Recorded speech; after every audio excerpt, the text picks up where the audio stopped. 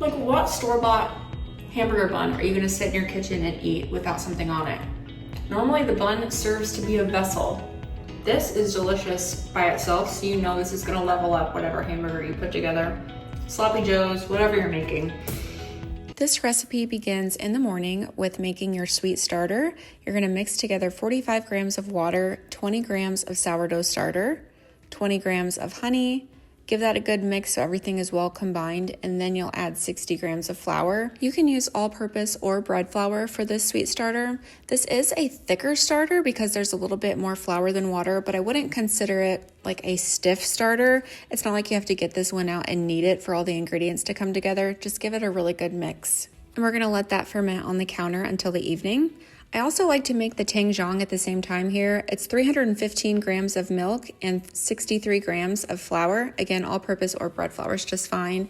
And if you have any issue with dairy, you can substitute water or any nut milks in exchange for the milk.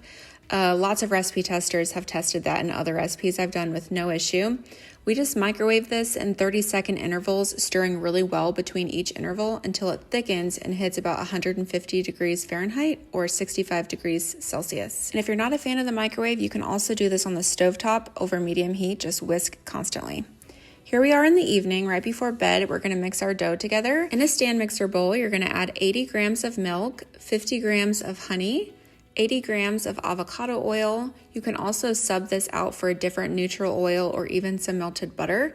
All of our Tangzhong, this cooled down in the fridge, so there's no risk of it killing our starter. That's why we really want it to cool down all day if you can. 120 grams of our sweet starter. It's not quite all of it. There'll be a little bit left over, but it's most of it.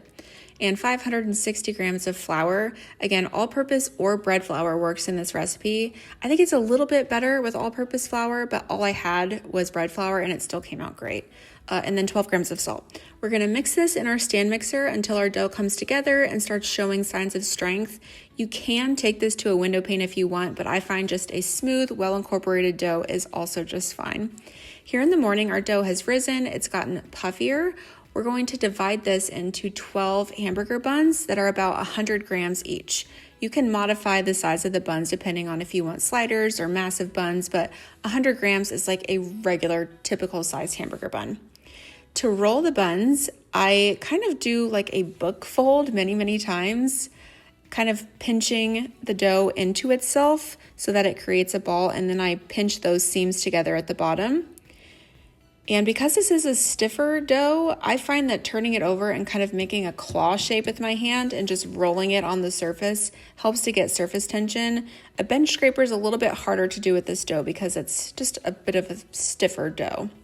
You can just pinch any seams shut just like this, and then roll out the rest of our 12 hamburger buns and put them on a lined sheet tray.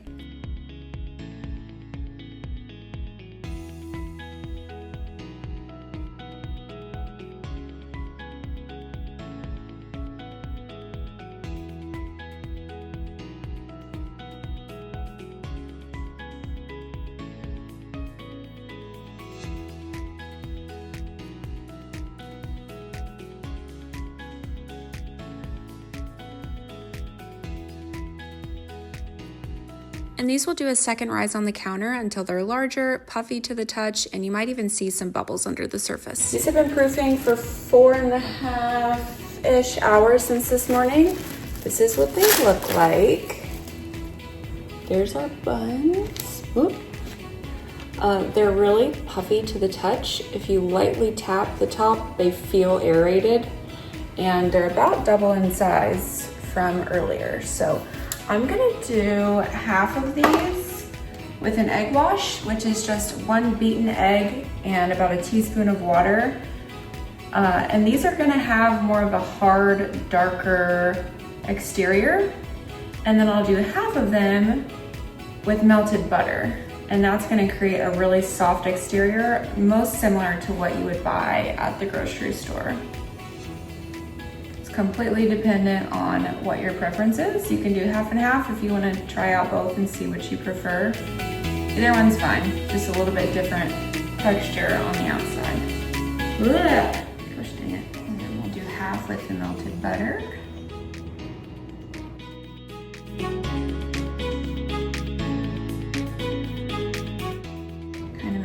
mess, but I'm in a hurry. Gotta bake these quickly.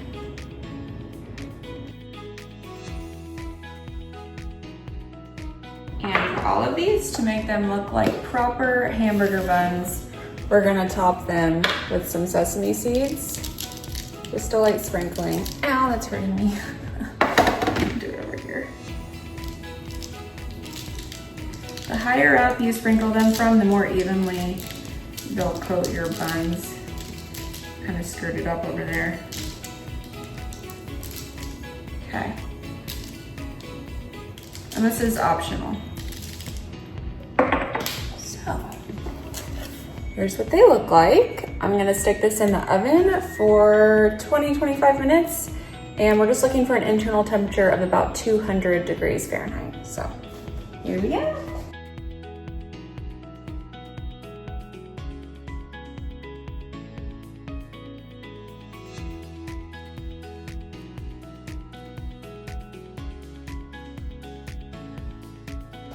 Here they are. They are all cooled down. Can you see? These are the ones with the egg wash. They're a little bit shinier. These are the ones with the butter, and I put a little bit more butter on it after they baked. That really helps soften them even more. Totally optional though. But let's take a look at the inside of our buns. Here they are. They are so fluffy. So fluffy. Like, I wish you could just... They're so fluffy. That's better. That hopefully shows you just how fluffy they are.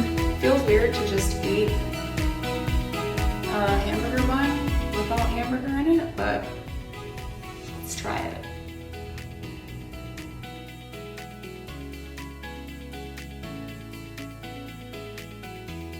These are not sour at all. At all. There's absolutely zero hint of sourdough sour tang in these. You would never know that these are made with sourdough. You would think they're made with commercial yeast. The sweet starter and the Tangzhong in this does wonders. The sweet starter is what really cuts back on that sour flavor profile. And the Tangzhong is what helps it be that soft, super fluffy, squishy, just like store-bought bun. But the flavor of this versus the store-bought is, you can't even compare them. This has so much like delicious complexity. You get the sweetness from the honey. You get kind of the notes of the flour. So if you want to try and experiment with kind of higher quality flours, you get some of that like wheat grain flavor. It's just so delicious. It's so delicious, and the texture is perfect. I don't think I would want or desire anything else from a hamburger bun. They're perfect. And this dough also works to make hot dog buns. The ingredients are just scaled down a little bit, but this is such a versatile dough. So if you like this dough, experiment, make different shapes. I've even seen, there's one guy named Fred. He's on Facebook and he's always posting about how he uses this dough but rolls it up into a sandwich loaf. That's another option. It's just the perfect dough if you want your baked goods to be fluffy, soft, and not sour. And I am not kidding when I tell you there is absolutely no sour flavor in these at all. None. Zero. Here's the cross section. Here you go. Boop, boop, boop. So yeah, there's our sourdough hamburger buns. Let me know in the comments if you make these. Of course, I will put the recipe link in the description. What else? My gosh. Like, what store-bought hamburger bun are you gonna sit in your kitchen and eat without something on it? Normally the bun serves to be a vessel. This is delicious by itself, so you know this is gonna level up whatever hamburger you put together. Sloppy Joes, whatever you're making. Anyway, happy baking, and don't forget to subscribe if you want to be notified of me taking you through the recipes. These are really an enhancement to the blog post instructions, which has tons of photos always, but the video you get more, instruction and what the dough looks and feels like a little bit better than photos. So don't miss it. Hit the subscribe thing. Okay, now happy baking. Bye.